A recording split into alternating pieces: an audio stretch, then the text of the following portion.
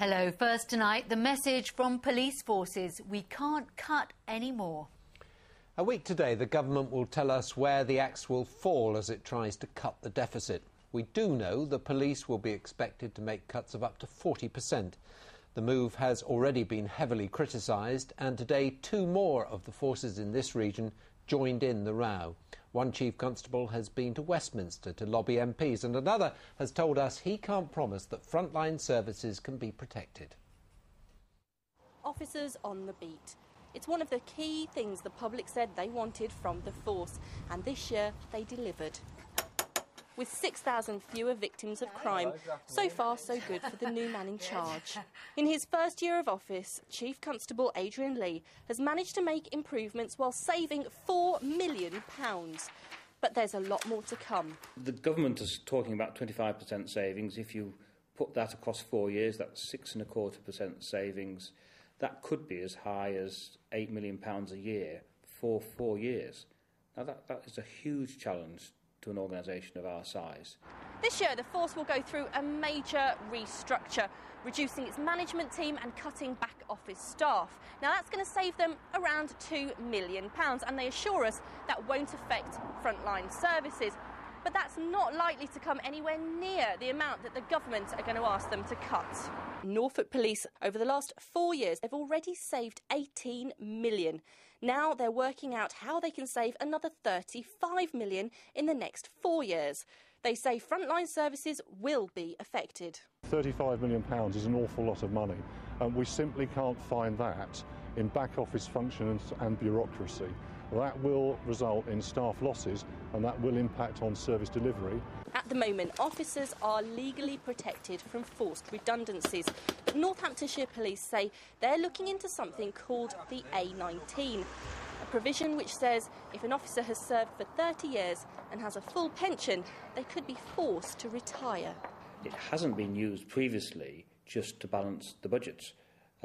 So we need to discuss with the authority the legal position in terms of can you use that to ask somebody to retire after they've reached that service. But with a review of public service pensions on the cards, that police pension may not stretch far. Anita Ramtari, BBC Look East. Well, we've got lots of things to talk to our political correspondent Andrew Sinclair about. He's here now. Let's start with the police. Is the Home Office saying anything about this? Well, the police are assuming, probably correctly, that their budgets will be cut by around 30–35%, and they're planning accordingly. But the Home Office is pointing out tonight that we won't know how much money is available for policing until next week's spending review. So the Home Office says that any talk about cuts at the moment is mere speculation, and they say they'll do everything possible to protect frontline services. But note, they're not promising to protect frontline services, so the Chief Constables probably do have a genuine concern there.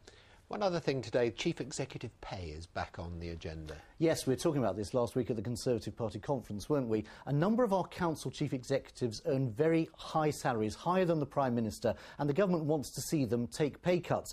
Well, today the salary of Andrea Hill, the boss of Suffolk County Council, was raised at Prime Minister's questions.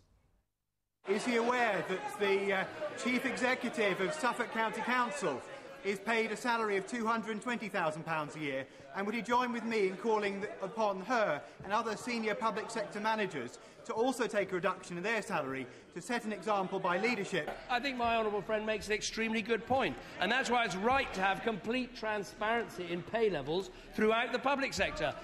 Order. So what are they saying in Suffolk about that? Well, Suffolk issued a terse statement today telling us that under employment law, an employer cannot simply decide to reduce someone's salary, and we have no further comment to make. But interestingly, we learnt today that Joanna Killian, who's the Chief Executive of Brentwood and Essex County Councils, is taking a 5% pay cut. Her salary will go down now to about £226,000. Well, let's talk about the spending review now, because it's not all bad news for this region, is it? No, it isn't. I mean, a lot of the coverage next week will rightly so be about the cuts. But the government will also be announcing its plans for spending money on big infrastructure projects. And as I've been finding out, there are a number of big, important projects in our region which are desperate for funding. It is only when you take to the air that it becomes apparent just how rural and remote parts of our region are. There are hundreds of small communities served by narrow roads and poor communications.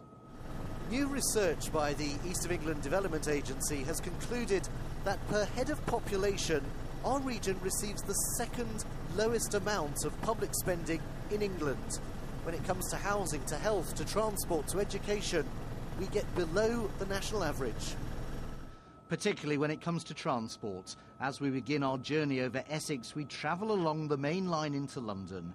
Thousands of commuters use this every day. Yet in stretches, there's just one track in each direction, and passenger trains have to share the line with freight. The two lines just can't accommodate very much more traffic.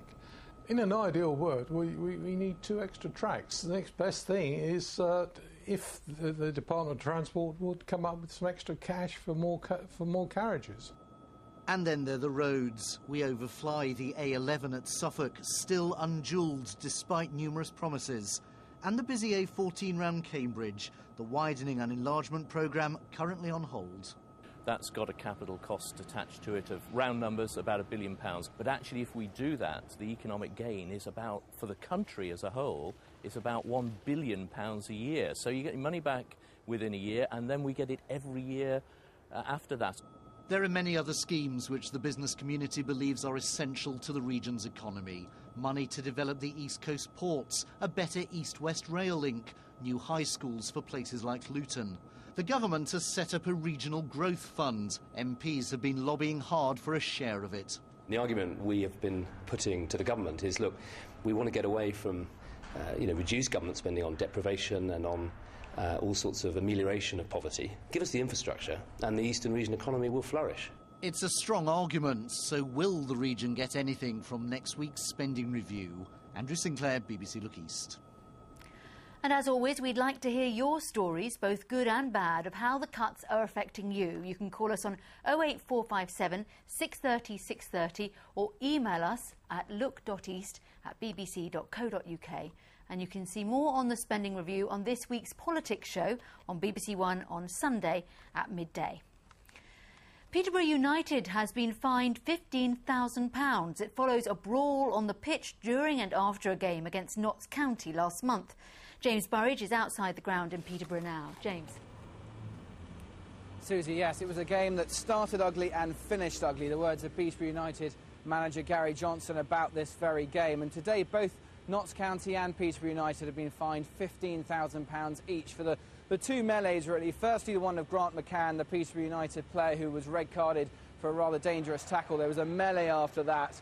And then secondly, of course, the pictures we've come used to seeing now, the ones at full-time involving 20 players and coaches of both sides after the final whistle. There were separate charges, though, today as well. Firstly for Ben McKenzie and then Mark Draper. Now, Ben McKenzie is one of the fitness coaches here, and the charges against him today were dropped. Mark Draper, though, of Notts County was fined £400 and given a 3-match touchline ban. And just finally, it's worth bearing in mind that this fine of £15,000 could have been a lot more, possibly if Posh had been in the Championship. If you consider Nottingham Forest were given a fine in the Championship of £40,000. So this one, for a League One club, is still fairly sizable. James, thank you very much. Well, still to come in Look East. Unemployment may be up, but there is some good news for apprentices. We'll also have the moment Lewis Hamilton went back to school. And Kate Riley will have a roundup of the action from today's Commonwealth.